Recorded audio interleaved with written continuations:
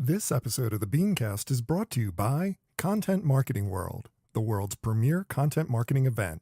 Find out more at contentmarketingworld.com today. Use the offer code BeanCast.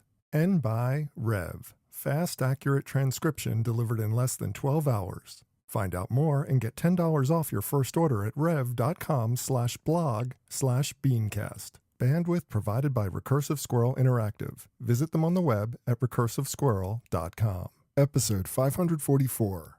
Disney owns everything.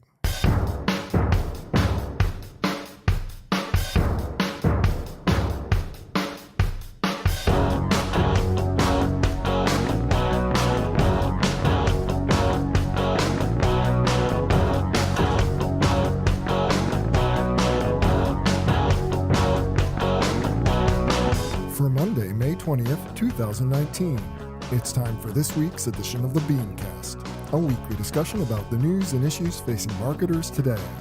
I'm your host, Bob Norton.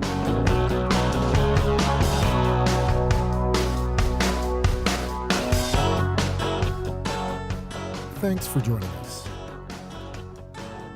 This has been a very unusual year for the upfronts.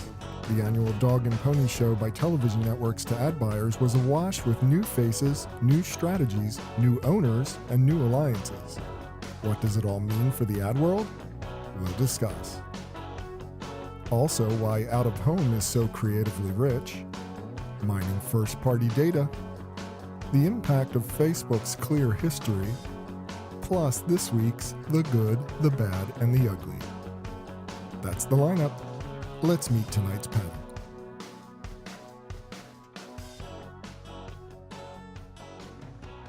Thanks for joining us for this week's BeanCast. I'm Bob Norp, and with me on the panel for this evening, we start with a co-founder of the Social Media Club and the Associate Executive Director of the Manny Cantor Center at the Educational Alliance, Mr. Howard Greenstein. Howard, welcome back.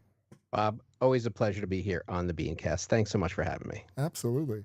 Now, next, his latest book, Built to Suck, is already disrupting the marketing world. We welcome the co-founder and admiral, I can never pronounce your title, admiral of the consultancy, the HMS Beagle, author, speaker, Mr. Joseph Jaffe. Joe, what are you doing to me with your title? We've already discussed that I'm the admirable admiral. And by the way, spring is coming. Spring is coming eventually. And finally, I'm thrilled to finally get him back on the show, the co-founder of Chapter out of San Francisco, Mr. Gareth Kay. Hi, Gareth. Hey, Bob. How are you? Thanks for having me on the show again. Absolutely. You guys are all lucky to be my post-karaoke show. I actually lost my voice doing something stupid this weekend. Apologies to everybody out there, but you're just going to have to suffer through my little hoarseness, and we'll get through this. Well, first up, we don't usually have a whole lot to say about the upfronts on the BeanCast. It's kind of what it is. It's a dog and pony show. Everybody gets together and shows off their new shows, and the ad buyers decide which ones they want to buy. But this year, it's been dramatically different. Fox and Hulu are totally controlled by Disney now. And remember, they already have ABC and ESPN, so it's a huge behemoth to deal with. CBS is realigning in the wake of the Les Moonves scandal. They're trying to establish and solidify their new direction for the company. AT&T now controls Time Warner, which has been massively disruptive throughout the industry. So, Joe, out of everything that's happened in this past week, what's the biggest headline for you? What are you most paying attention to? Look, first of all, let me just tell, as the saying goes, don't knock what you can't afford. So I would love to go to the upfront. I would love to sit at Radio City Music Hall and see all these celebrities. It's kind of like Cannes, but, close to Broadway in Manhattan. So, it has its appeal and it is what it is. But ultimately, headlines, and I went and did a little bit of research, seems like the words disruption and transition are the common words and the common threads. And, when you look at the last year that has transpired, as you've already alluded to, a year of tremendous consolidation, M&A, management shakeups, restructuring, downsizing. We've seen Dana Walden go from Fox to ABC, Bob Greenblatt from NBC to the new Warner Media, Charlie Collier from AMC to Fox. it kind of just makes me think of, another phrase, which is rearranging the deck chairs on the Titanic. So, this was all about celebrities. And it seems like the people that have actually kind of put their heads down and spoke about data and research and consumer behavior and interactivity and addressable and, interactive television, that kind of became the boring snooze fest. So I don't know that there was any highlights or headlines other than the constant disruption and turmoil and volatility of what was called the traditional television world. I think most of the headlines, if any, are coming from, the Netflixes and the Hulus. I saw that Hulu just introduced 3 new types of ads: binge ads, pause ads, and friends with benefits ads. So that's the kind of innovation that we need to see.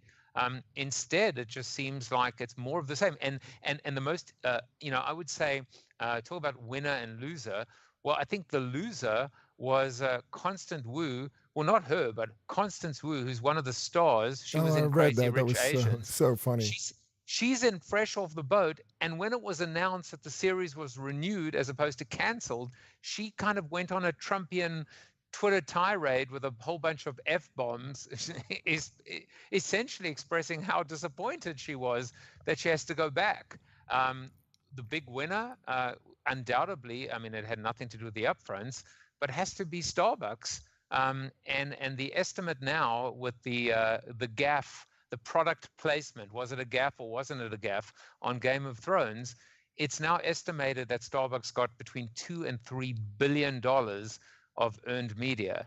Oh, the funny thing about that is that's how I would wrap it up. The funny thing about that, even funnier than the fact that it showed up in the show, was the fact that that cup was unbranded, yet Starbucks got all the credit. So that's credit to them for long-term brand planning. But Gareth, do you agree? Is this a disruptive year, like all the headlines are saying, or is this more of the same? I mean, I have a sneaking suspicion that this is just about massive consolidation and maybe rearranging the deck chairs on the Titanic, but this, it doesn't seem like it's moving the industry forward to consolidate it. It seems like it's just, bringing all the sinking ships together in a flotilla. And it feels like the future may or may not be happening the way it should be happening. What's your take on that? Well, I think you're right. I mean, I think structurally, you look at what's going on. There's absolute consolidation, but it did just smack of kind of rearranging of the deck chairs. I think, as Joe wonderfully put it, because if you look at it, there's precious new news, there's precious kind of real change in terms of the content, in changes of perhaps how they're thinking about merchandising, what's on air, thinking about the kind of very format and structure of the stories they're telling. It seemed to be kind of yet another set of doubling down on what's worked before rather than looking for something new. And it felt like this might have been the year and the opportunity for the networks to maybe get some real fresh blood, and rather than just simply kind of see the people passing around the same pool, perhaps looking at maybe bringing in some folks from outside the usual suspects, even from places like HBO, and get the dissatisfied post the AT&T merger, and just get some fresh thinking. Because frankly, you look at the schedule that's on today and it looks remarkably similar to the one 10 years ago.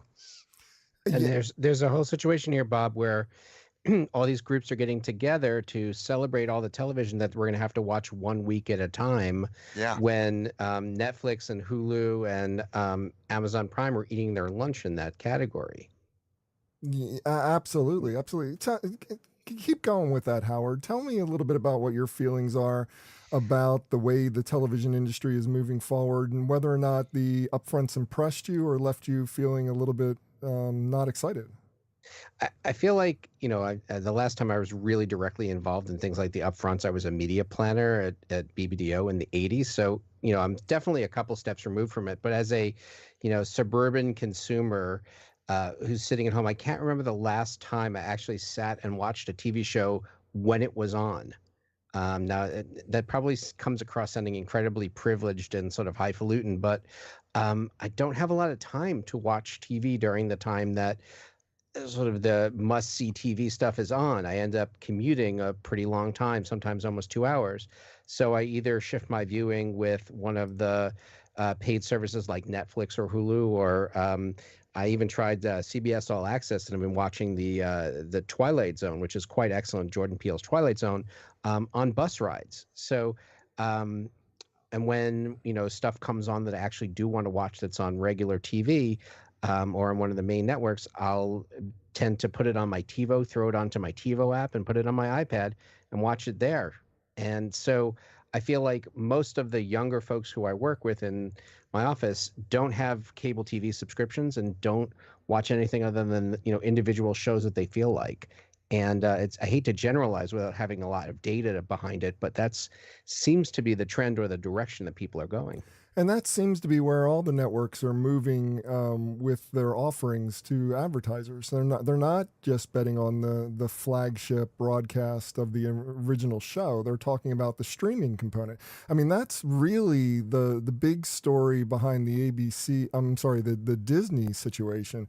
I mean, the fact that they now have complete control of Hulu is massive because of the fact that they allows them to time shift the content for their what I'm assuming will eventually be their free service, as opposed to the Disney flagship product, which will be their paid service. So they're cornering the market there, and Netflix is really in trouble, considering the fact that they're going to lose access to most of their most important content.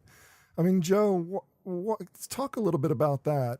Is this move to streaming finally going to happen in a big way? And are we going to see the death of the broadcast, 9 o'clock, 8 o'clock type shows in the next few years? I mean, I think we already have, and one of the things that has almost, I wrote about what I call the vicious cycle in it's so weird to think about it, right? In Life After the 30 Seconds Part in 2004, and I said basically, with fragmentation and proliferation, with declining TV viewership, you ended up with less ad dollars, and less ad dollars meant at the end of the day poorer quality content, and clearly less scripted dramas, comedies. We saw the rise of reality TV, which of course, with poorer scripted dramas and comedies came declining viewership. So that vicious cycle was already setting in now 15 years ago. Now you couple that with the fact that, no viewer in their right mind is going to watch one of these new shows that, of course, is being announced at the upfronts, because they're probably going to be canceled after 3 or 4 or 5 episodes. And so the amount of time to even invest in one of these series is actually one of the poorer consumer or custom experiences. And they can't fix that, because juxtaposed against that is Netflix or even Prime, Amazon Prime, that comes out with the entire series at the same time that can be watched. So, going back to what you were saying, I mean, the real question comes down to, with some of these, network series, syndicated series being taken away from Netflix, will they survive and thrive? And the answer is probably going to be, of course they will. I mean, Bird Box had 45 million accounts watched Bird Box in the first week of its release, and 80 million households within the first 4 weeks. So, one of the things that I often talk about is, who's your real competitor? Now, if the networks are looking at Netflix, Netflix is probably looking at Hollywood, and not only TV, but TV and movies as well. So the landscape is changing, the goalposts are shifting, and ultimately, the real reach is absolutely not being evidenced by the networks anymore. Even Hulu is 28 million. So, I mean, this is the new reality, and with that new reality is a new business model, new revenue streams, and the best that these terrestrial networks can do is come up with things like CBS All Access. The problem, of course, is once CBS starts to do that, and which they are, ABC, NBC, Fox, et cetera, eventually consumers are going to get their new a la carte, or piecemeal bills and add it up and say, wait a second, this is much more than the actual cord that I cut. So it's like you can just see, the iceberg that is looming for this Titanic that is, the artist formerly known as the upfront and traditional television. Joe, Uh, you bring up binging, and I want to talk a little bit about binging as well, because it seems to me that binging is what people want to do, but are ads still as effective in a binge type format? I mean, Gareth, Howard, anybody want to take that? Well, I, I I, think. Sorry, go on, Howard. I was binge watching Fosse Vernon with my wife last night because we're both Broadway fans, and we saw the same ad for Firestone tires. I don't know, 7 times in 2 episodes. And to So to yeah, I've Hulu's definitely been credit, exposed to Firestone tires. I buy them, when my tires run out on my car every 30 or 40 or 60,000 miles. Thanks a lot. but Hulu is saying that they're going to fix that problem, and it's just like, and they've already got a solution in work. So I mean, that's a problem that can be fixed. But I just don't see ads being as effective when you have to watch. When you're binging, you're seeing so many ads. Gareth, you take it up. But I just think there's an opportunity to actually, get agencies to think a little bit differently about the content they're creating and think about what might more episodic advertising storytelling look like. So you're going to be watching 6 episodes of a channel. How can you tell that story better over time rather than just going for the old world of repeat frequency? I also think this new world is all going to be about partnerships, and that's going to be about partnerships between maybe the creators of advertising and the creators of shows. You're certainly seeing it as well, I think, interestingly, in the content creation world now, where more and more shows are being designed for global audiences rather than national audiences. So there's lots of partnerships between, for example, the BBC and HBO, who are kind of bringing together their resources to allow for much greater quality of production. So I just think this kind of notion of partnerships, and I think just designing for the now rather than designing for the past and trying to kind of slap some stuff on to make it feel relevant is going to be critical to the success. I really love that idea of creating storytelling, creating episodic content to go with the episodic content that's being binged. Talk to me a little bit more, Gareth, about what other opportunities you see emerging for advertisers out of all this disruption going on in this space. Is there anything other little nuggets you can offer? Well, I don't know. I mean, my sense is I think it's going to be a little bit more about being very targeted and focused. No longer is maybe TV going to be about being the big, broad reach medium, but instead thinking about how can you design for very specific audiences and communities watching certain shows. So imagine what you might design for Game of Thrones, for example, or what you're going to go and design for the new season of Black Mirror. You're going to be building content that's designed for a very focused mindset. There's going to be a certain set of brands that will have a great set of shared values. And I think there's ways to go and create new forms of, branded content that lives inside those spaces. My concern is we're just going to keep treating it like, the great mass media that, broadcast always has been.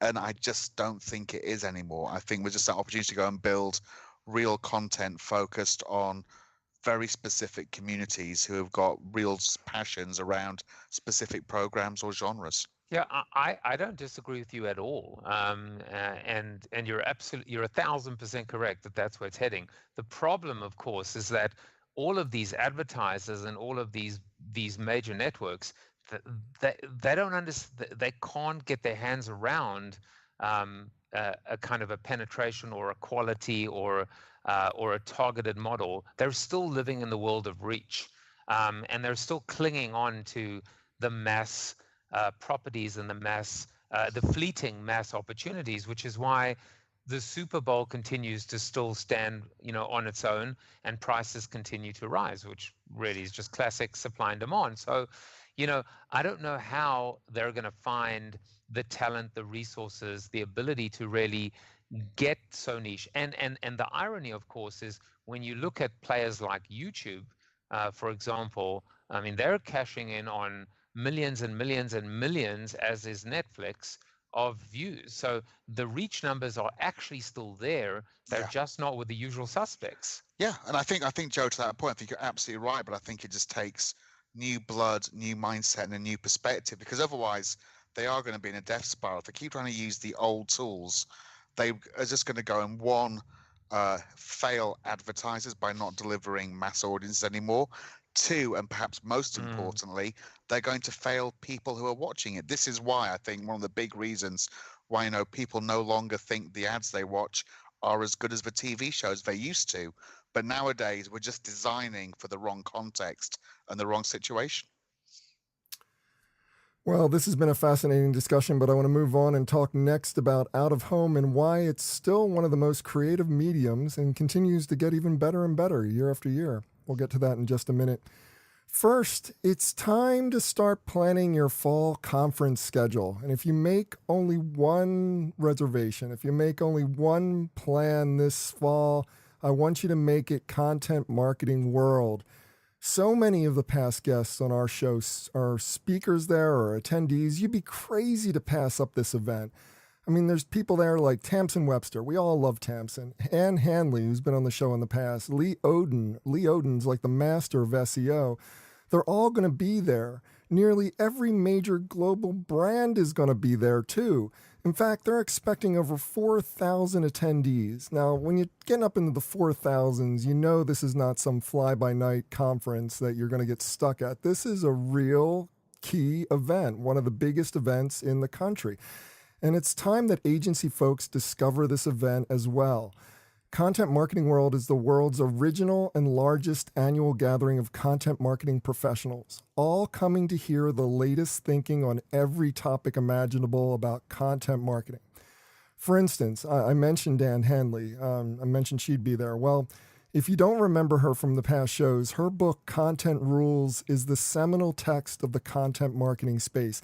And I am a particular fan of this book because chapter 20 of the book is all about the BeanCast. Yep, absolutely. Chapter 20, if you go and check out the book, that's all about us. Well, she's coming to give another of her inspiring keynotes. And I've seen Ann speak on multiple occasions. She's one of the best. You definitely do not want to miss it. And the best part for my agency listeners out there is CM World is rolling out lots of great networking and learning opportunities that are specifically focused on you and your business. I mean, there's a whole agency track of sessions to explore. There's a branded content track. There's even an agency exclusive cocktail hour. They're really trying to get you there. Plus, and this is something you can't underestimate, there's literally hundreds of new business prospects roaming the convention hall. I mean, 4,000 people there. You gotta find somebody. And fact is that agencies are not really that present at this event, so you've got a little less competition for these people. There really isn't any good excuse for you not to send at least one member of your staff, if not send yourself. September 3rd through the 6th are the dates. Cleveland, Ohio is where it's happening. Don't wait. Early bird pricing ends May 31st, and that date's coming up. This will be the last time I'm talking about early bird pricing because we're not doing a show next week. So register today at contentmarketingworld.com. Use the offer code BeanCast, all caps, BeanCast, and they'll even knock off $100 in addition to the early bird pricing. That's contentmarketingworld.com, offer code BeanCast. Register today, and I'll be looking for you at this year's event. And we thank them very much for their support of our program. Well, out of home used to be almost an afterthought when we were talking about planning for any kind of marketing campaign. But now many of the most notable creative coming out of our industry either includes or prominently features outdoor as a focal point. Gareth, we know why out of home is effective. I mean, it's just like I can list the reasons at nauseum here. But why is it that agency strategists and creatives seems to have been so enthusiastically embracing this medium as of late? I don't know. I mean, I'm not sure if it's the case of, is it as of late? It's certainly a medium that's growing. I think last year, by the data I saw from Magna, it grew 5% year on year, which is the only quote unquote traditional media to grow in the course of 2018.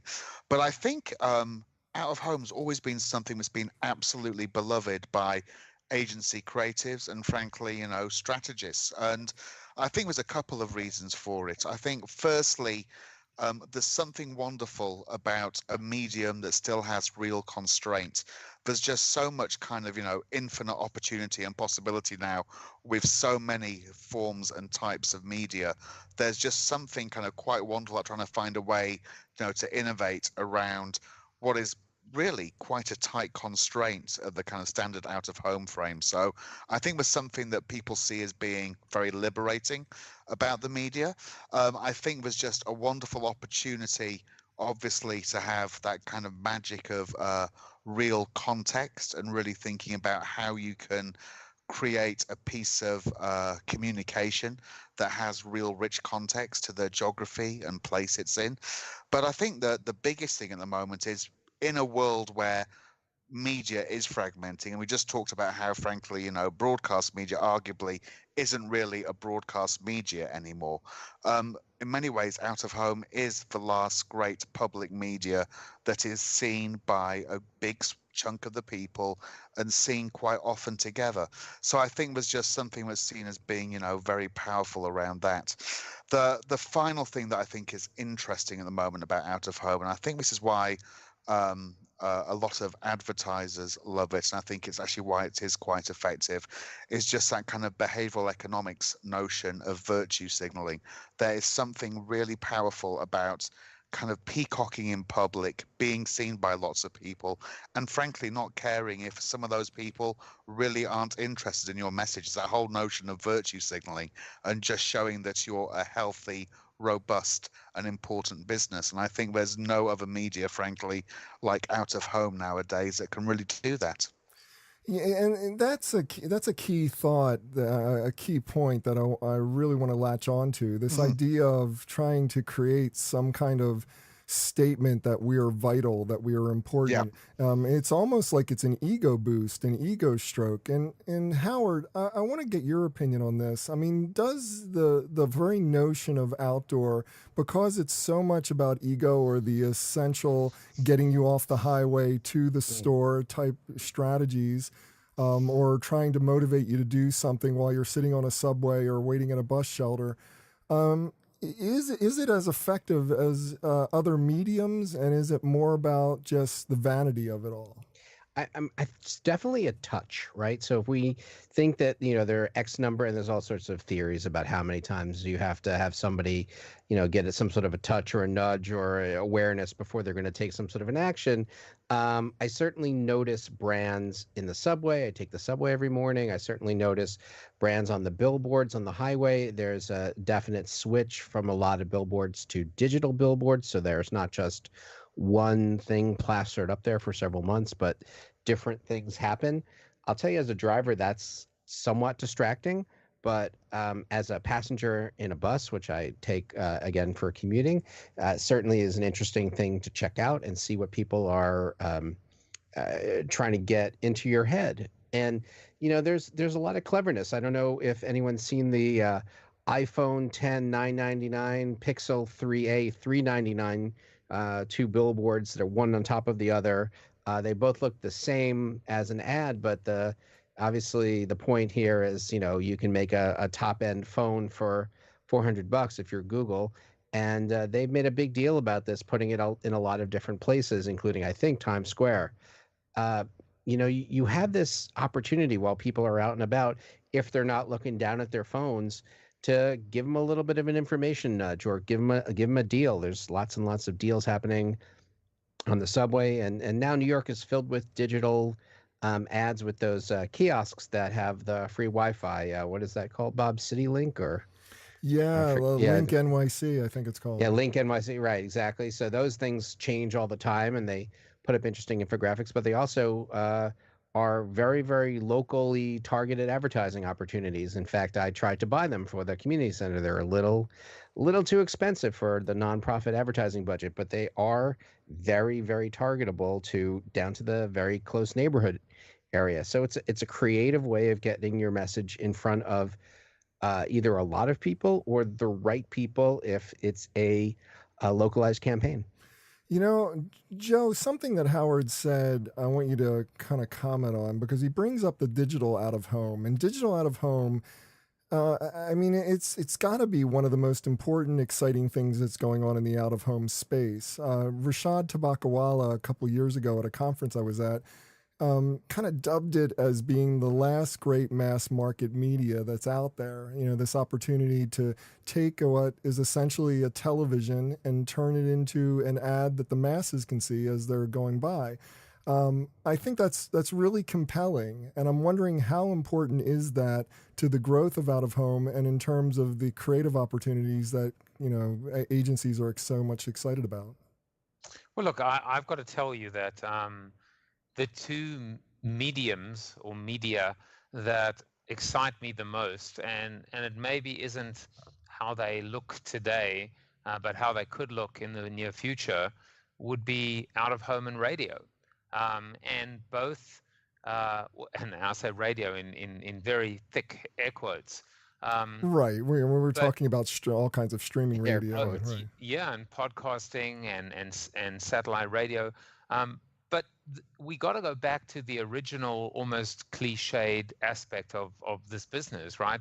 Reaching the right person with the right message in the right place at the right time. And what out of home brings to the table is the place, even more so than the time. And with digital and with Bluetooth and with RFID and with NFC, and the possibilities are absolutely endless. And one of the things that's really important is, talking about creativity. And that was the original, when you introduced the topic. I remember, and I might get the brand wrong, which probably says something and maybe doesn't say something. But I think it was Mini. I'm pretty sure it was Mini Cooper. And what they were doing is they were able to, through I guess proximity or Bluetooth or whatever the technology was, they were able to pick up when a Mini driver was driving down the highway.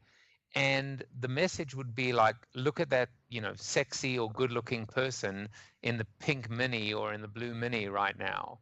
And that would be you if you were driving the Mini. That's And not so, creepy at all, Joe. huh? That's not Uh, creepy at all. Well, listen, if you're driving a Mini and somebody tells you you're good looking, it's relative. I will forego my creepiness when somebody tells me I'm good looking. No, but I mean the idea of, we talk about interactivity. And interactive and digital became synonymous with one another. But I've seen television ads that are more interactive than some digital ads.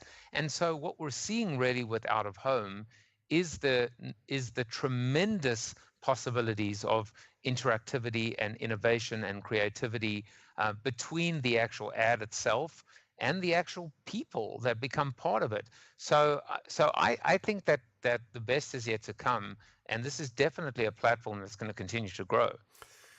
One thing that I'm kind of wrestling with in terms of the growth of this medium is the fact that how much of this is that we love outdoor and we love this opportunity to work with these spaces, these experiences that consumers are having, these moments that we want to capture, and how much of it is the fact that the out-of-home industry has gotten more creative in its offering and has been more flexible than many of the other mediums that are out there in letting people do unusual things. Like I'm thinking about the Altered Carbon ads where they put a real mannequin inside a shrink wrap package right on a bus shelter.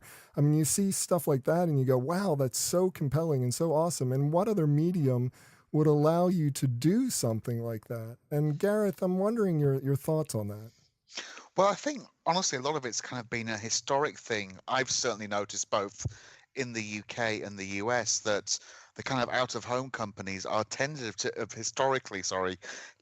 be the most open to suggestions for innovation of the very form of its media. And I think they do that because they've always been seen as a number 2 or number 3 media to either well-established, broadcast television or the kind of emerging rise of digital. And I just feel that kind of sense of number 2 or number 3 makes it a little bit Avis-like, and they will try harder and they will give you more innovation, They will give you more creative ideas. There were kind of creative thinkers inside out-of-home companies, at least to my knowledge, way before there were, that kind of skill set inside other sales organizations for media. It just means they've been more open. So I think it's the fact that they're not the biggest means they just try a little bit harder. Good point. Good point. Well, we're going to move on and we're going to talk next about the critical role that First Data is playing in more and more big brands' marketing plans and how they're starting to actually get into the ad tech space as a result of it. We'll get to that in a minute. But first, I want to tell you about our next sponsor, Rev, because Rev is the very first transcription service I ever used in this business. We're talking way, way before I ever started the BeanCast. I was a Rev user, and I was so pleased to hear that they were interested in advertising on the BeanCast to promote what is, in my opinion, one of the most wonderful products in the transcription space. Now, having a good quality transcription service is not just a luxury for people anymore. It's becoming a necessity because more and more we are relying on audio recordings so that we don't miss anything. I mean, everything from focus group recordings to using your smartphone to record a conference keynote. And Rev is your ticket to making all that valuable data accessible and, more importantly, as this is really important, searchable. I mean, we all know the importance of SEO and what we're doing. If we have transcription, we're able to get that value. And Rev does it all in less than 12 hours. I don't know of a single other transcription service. Maybe I'm wrong. Maybe there's other ones that are fast. But I don't know of many that get it done in 12 hours. Look, whether you have a transcription service already or have never used one, all they want you to do is give them a try, just one try. So go right now, go to rev.com/blog/BeanCast. And when you do, they're going to take $10 off your first order. See for yourself what Rev's speed and accuracy can do for you. That's rev.com/blog/BeanCast for your $10 discount. And we thank them very much for their support of the BeanCast. Well, leveraging first-party data seems to be the focus of much of the marketing world these days, so much so that big brands are starting to acquire ad tech startups to both improve their own analytics while shutting out other competition from using these same tools. I'm going to go to Gareth on this one. Gareth, first, let's deal with the value of first-party data. What would you say are the biggest opportunities being left on the table by a company that's not adequately parsing their own data? What are your thoughts on that? Well, I think there's a very simple one, honestly, which is understanding. I think if you haven't got your own data that you can use to in the way to be able to be shaped into a way that gives you real business understanding, I think you're losing a lot you're losing a lot of richness. You're losing a lot of opportunity to, frankly, get a better sense of what people are doing and how your business can move forward. So I think, it's one of the big risks of, I think companies increasingly giving up on their data is that they actually lose the ability to really understand their people and to get a real sense of what they need to do as a business, and certainly be able to do it in the speed that one expects from culture nowadays. And I just feel, the more and more that they lose touch to their first-party data, you end up with just much blunter data to work from, much slower data to work from, and as a result, a much less useful set of learnings. For me, I'm just wondering why this is a story in 2019. Why are we talking about the fact that brands are finally mobilizing and wanting to access the analytical powerhouse that is their first-party data, and they're having to buy third-party ad tech companies in order to establish the use of their tools in the business? I mean, it doesn't make any sense. It makes zero sense. I mean, Howard, what's your take on the state of the industry? Why are we still talking about first-party data and the critical need to understand it in order to function as a business? Let me tell you a quick story. I was in a major department store retailer with my wife yesterday. My mom had bought my wife a nice Mother's Day card. It was a gift card for this brand. and she went to buy a pair of shoes. They didn't have it in the store, and they said, "We can order it for you. We'll send it to you for free, but you can't use that gift card in the store for an order that we're shipping from our warehouse. You have to use a credit card." And there was this long explanation about how when you use the gift card, the money goes away and stuff like that. And I just looked at the woman and said, "You have a person here who has money from your store, and you're telling them that you're going to send them something from your store, but you can't take their your store branded money." And, basically what I got was that all their systems are not very well connected. Yeah. And so, yeah, here it is, 2019, and here's one of these retailers that's probably going out of business. I remember hearing a story not too long ago. Um, and it just seems obvious that you should know your customer. My wife has a loyalty card for this company, and you should know your customer. You should do everything you can to make it a seamless experience. You shouldn't care if they're doing it online, which, by the way, there was a 40% off in the store deal, but that was not available for their online site in the same way. It's just, nobody's got, unless they've spent the, Walmart level money, sometimes they don't have this integration of their systems. And so how could they possibly start looking at data if they can't even send a pair of shoes on their own gift card? And, maybe that's a long way around to reach this point, but some companies have gone all in on this. Target doesn't care. Walmart doesn't care whether you buy stuff online or in their store, and they don't care whether you want it shipped to their store or shipped to your house, or whether you're going to not find something in the aisle and do that. That same thing with just about with Kohl's, for example. They're even taking Amazon returns. Everybody wants data, but some companies are just not effective at it, and those are the ones that you see these stories about them leaving them all or going out of business.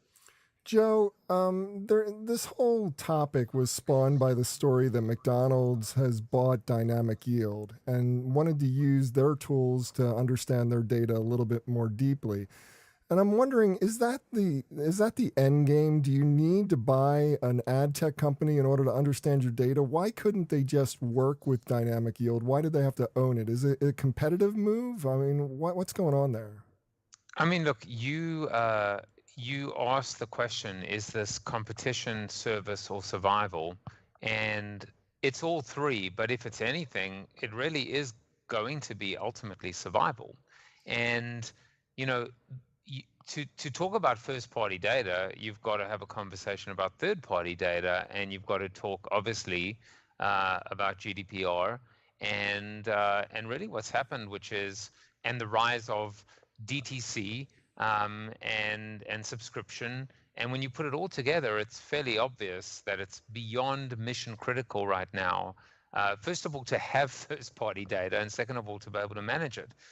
I think maybe the story to reconcile why we're seeing a company as large as McDonald's buying a company, it's absolutely to shut out competition. I mean, that's kind of the obvious one, but I think maybe the psychological, the corporate angle is the paranoia and the fear, and also on the flip side, the tremendous difficulty to let go of control, or to be able to share this data with potentially other advertisers or have it risk being hacked. It's so complex, but it's one of those times where it actually is probably cheaper and less painful long term to just buy the damn company outright, and lock out everybody and control it all, as opposed to what would have been the case 5 or 10 or 20 years ago, which is to rent or to lease, or to I mean, it's kind of pathetic, but it's also it's the new normal. How does a mid to small size company deal with this competitive environment, Gareth? I mean, it's like not everybody can buy a Dynamic Yield and put that technology to immediate effect within their business. So how does the business get a hold of the first party data? And is it possible with off the shelf still?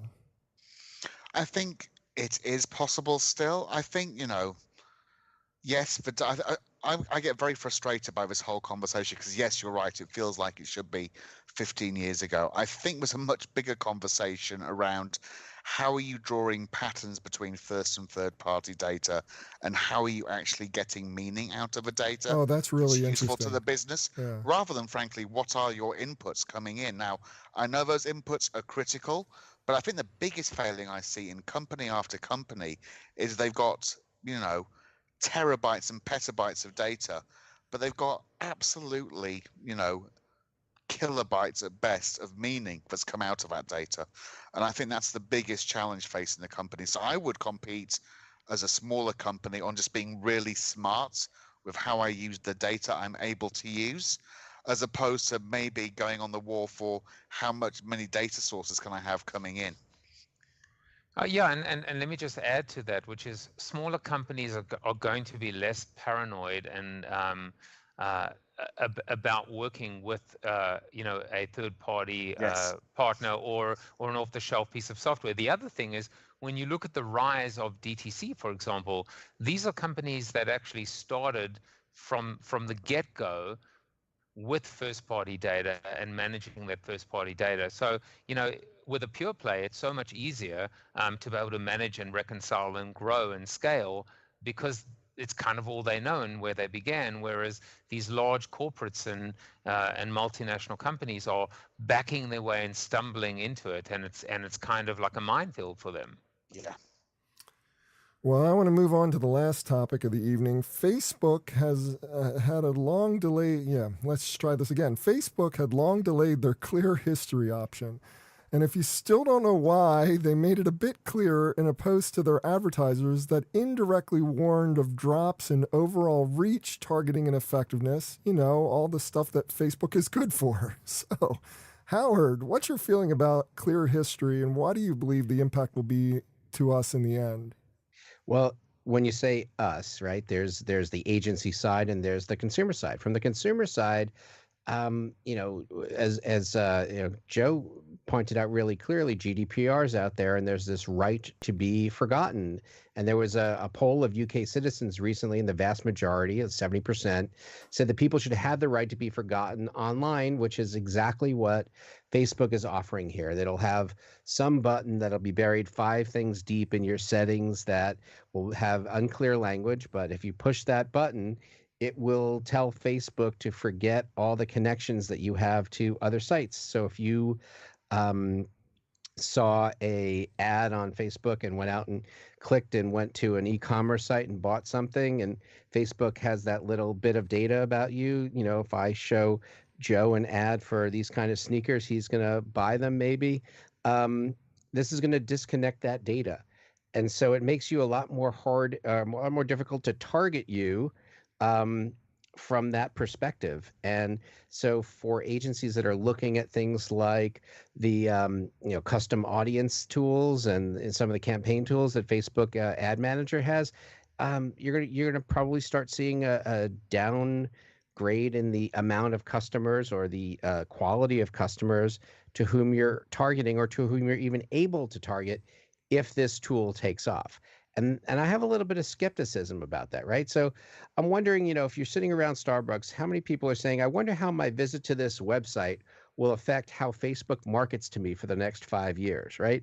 That's rarely a conversation that we have. And it'll pop in the media, hey, Facebook's got this new clear history tool, and all the sort of internet aficionados will run and delete their Facebook search histories and connection histories, and then it'll go away for a while, and people will forget about it until the next sort of Cambridge Analytica level scale event, at which point everyone will run and try to clear their Facebook histories. And then people will forget, and they'll start, building up their data profiles again.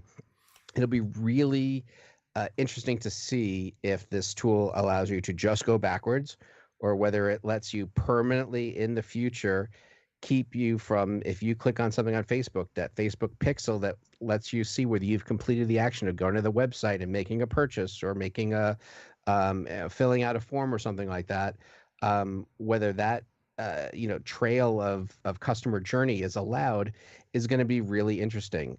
from the perspective of a small business who advertises on Facebook constantly to try to get people to our gym and our art school using Facebook, that ability to know that they've come back to us after they've seen it on Facebook and filled out a form and come and taken a tour, it's still not the easiest thing in the world to do for a small size organization, but to lose that data 100% is really going to make it questionable as to, do we still want to do that kind of advertising?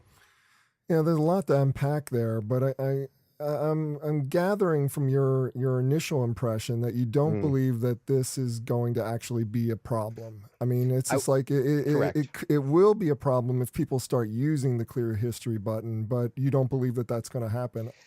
It's really going to depend on, again, I think the media cycle, right? If the media starts, saying, hey, go do this right now, it's really important, your privacy is at stake, some percentage of people are going to do this, and the rest of the people are going to continue to sort of click on the next interesting meme video that comes up, and they're not going to dig into the 5 levels deep in their settings and disconnect their Facebook browsing history from the rest of the internet. It's I don't know whether this is Mark and companies saying, oh, this is going to really affect advertisers, when he knows just, from consumer testing that if they put this out there, people are just not going to click on it. Yeah, they're setting expectations, aren't they? I mean, I think they've done that whole thing with warning advertisers the potential loss of reach is just there to go, we did warn you.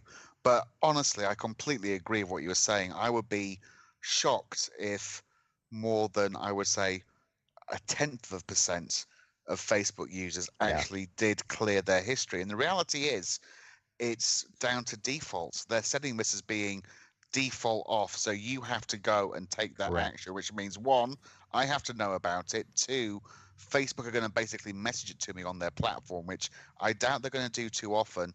And then 3, make it really easy to do. And, historically, Facebook has been one of the more difficult platforms to actually control your privacy, security, and data settings on. So I just really question how many people are really going to make the change, despite the conversation going on in culture.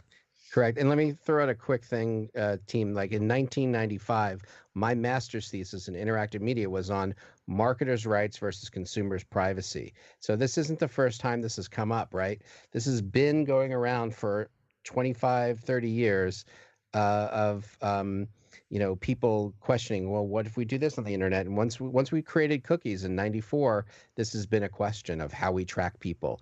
And I honestly, it's going to be interesting. And if we start ruining the experience for people because they disconnected their Facebook browsing from going to see stuff, and they start just getting worse and worse ads, I don't know. I'm not sure whether people are going to demand their history back, but it's going to be an interesting discussion to have. They won't demand their history back. They'll just get fed up with Facebook, and they'll blame Facebook as being too filled with bad ads. Nobody really understands the mechanics of taking away your history, ruining your ad experience. I mean, nobody makes that connection outside of our industry. I mean, Joe, wouldn't you say that's the case? Or did we lose Joe? No, we're here, but we just didn't figure out the mute button in time, which you would think that I would have learned by now, but you would be wrong. I was just going to say that I agree with everything that you guys have said.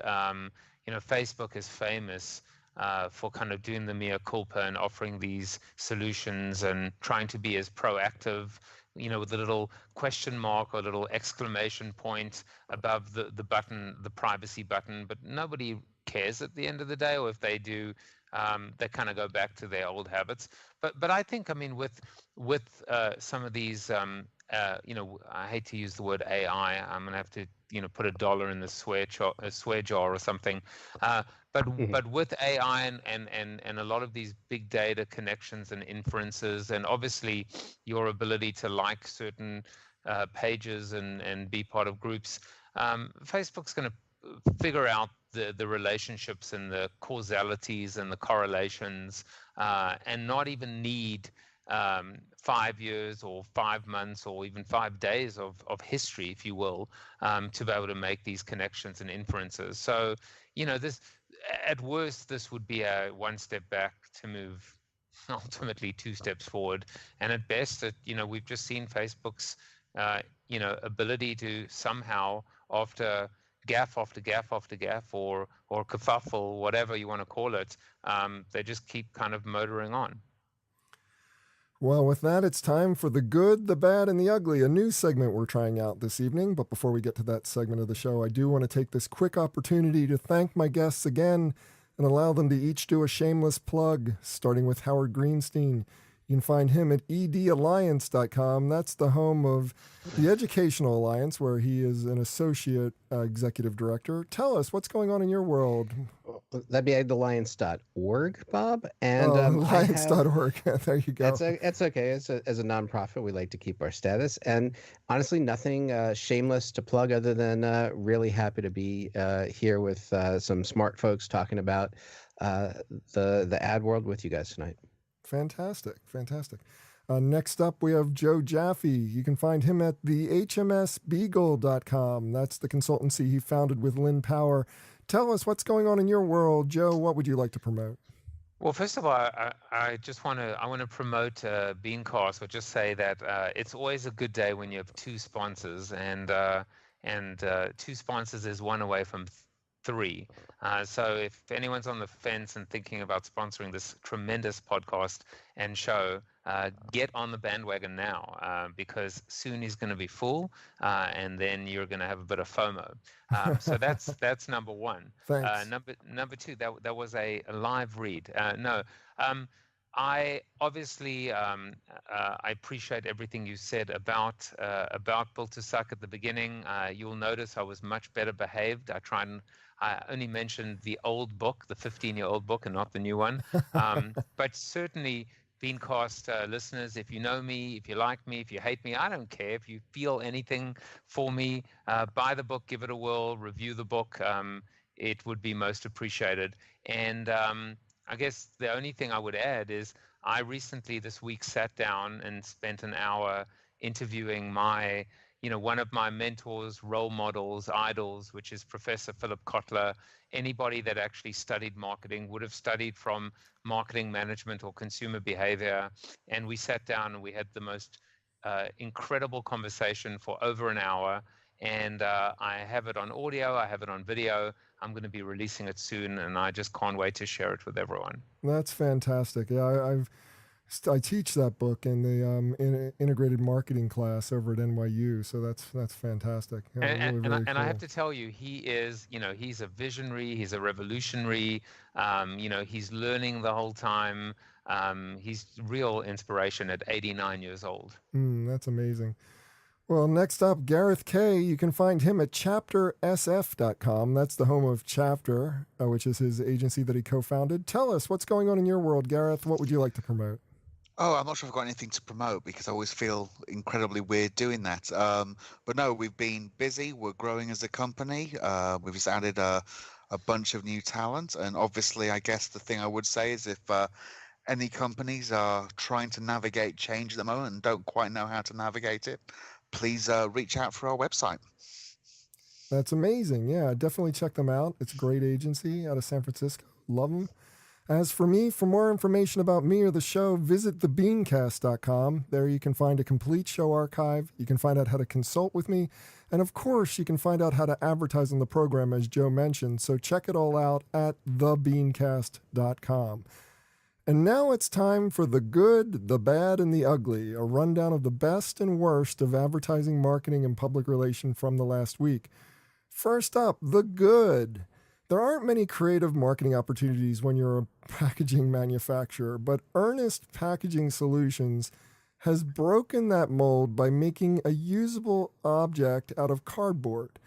They've done it a few times. They've made guitars, they've made other types of items, but their latest is a fully functioning drum kit that they even invited the drummer from Stone Temple Pilots to try out. Now, I love this because it's a compelling demonstration of both product durability and design innovation. Gareth, what's your take on this? What do you feel about this particular creative execution? I think it's terrific. I mean, as you say, it's there's not a lot of creative leeway when it comes down to packaging, but I think they've just found it's a really simple, fun way of doing it, and frankly, done the smart thing, I think, of working back from what their audience are interested in, and then building kind of an idea from that rather than starting from the packaging out. I think it's just a wonderful way to showcase, you say, both the durability of the product, but also the kind of flexibility of it as well. Yeah, I love that flexibility aspect. And for me, that design innovation is the real key here. The fact that when you're packaging a packaging company, you're designing what's going to protect the items that a company is trying to ship out or trying to sell to people. The fact that they can put together such an amazing product and make it actually usable is pretty compelling in terms of the way that it was used in terms of this campaign. Well, let's move on to the bad for the week. Fast casual restaurant IHOP, International House of Pancakes, tried to celebrate Mother's Day by tweeting out a sonogram of a uterus filled with pancakes along with the copy. And, this one, Howard, is just tremendous. If you have pancakes in your tum-tum, does that make you a pancake mum-mum? There are so many questions in my head. It's just like, do they believe that maybe the uterus is the same thing as a tummy? Is this? Yes, they need an anatomy. They need an anatomy lesson first and foremost. Babies don't come from your tummy. Let's just start with that. I mean, there's definitely seems to be in the news this week. There seems to be a lot of anatomy lessons needed, but this is a particularly bad one.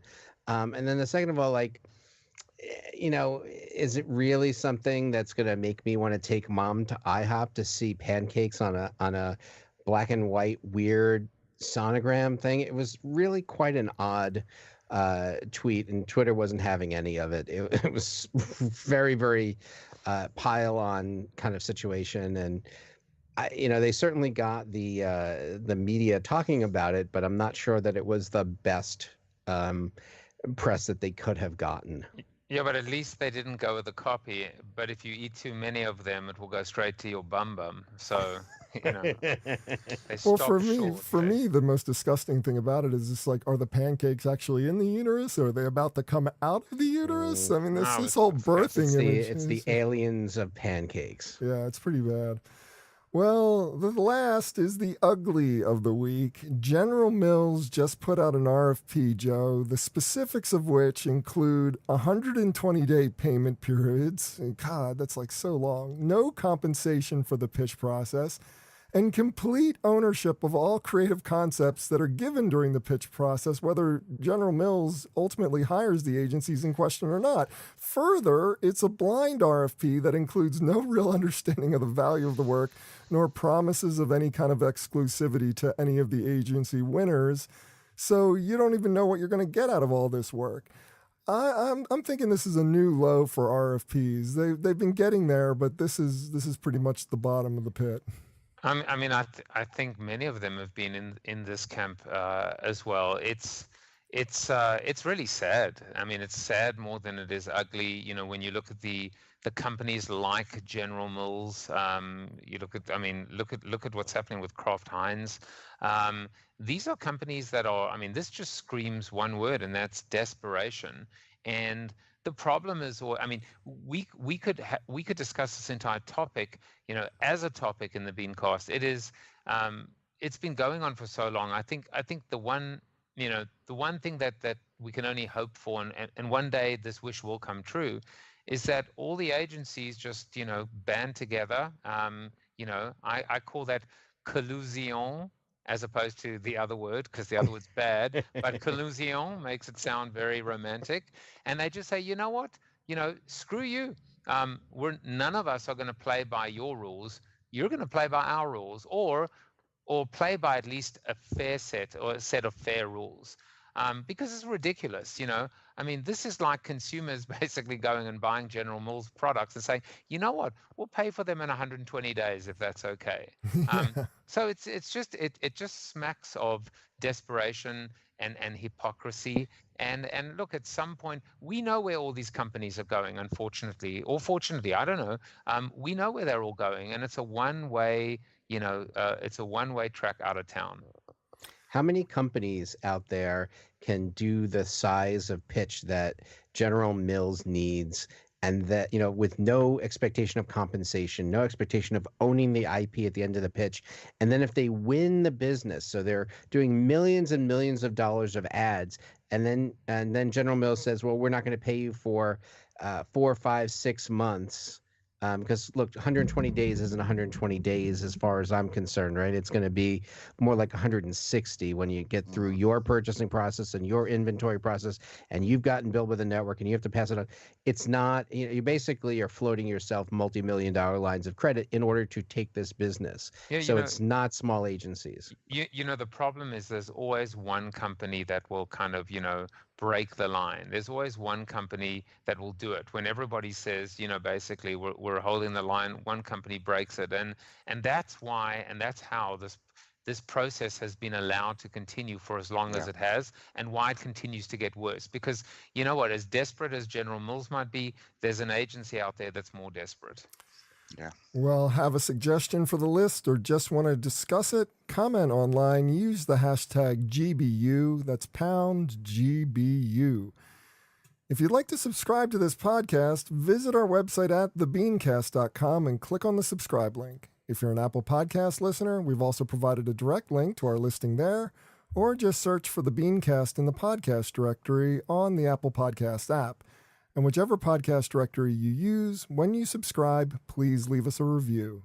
Got a comment? Have a question? We'd love to hear from you. Just send your emails to beancast@gmail.com. Opening theme was performed by Joe Seibel. Closing theme by C. Jax. Thanks for listening. I'm Bob Norp. We'll be back again next week. Actually, we'll be back again in 2 weeks, off for Memorial Day, but hope to see you then.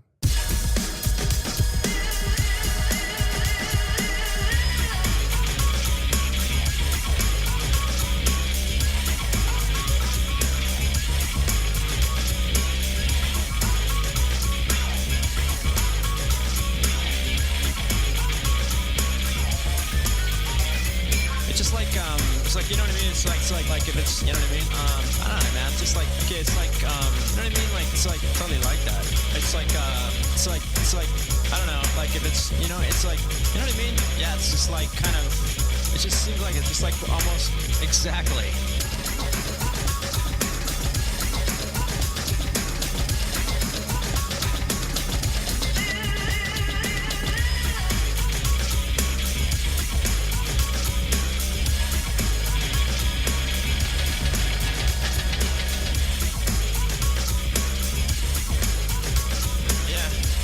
It's like exactly.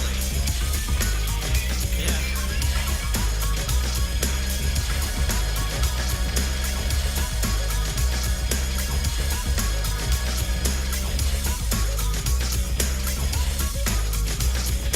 You know what I mean? Exactly.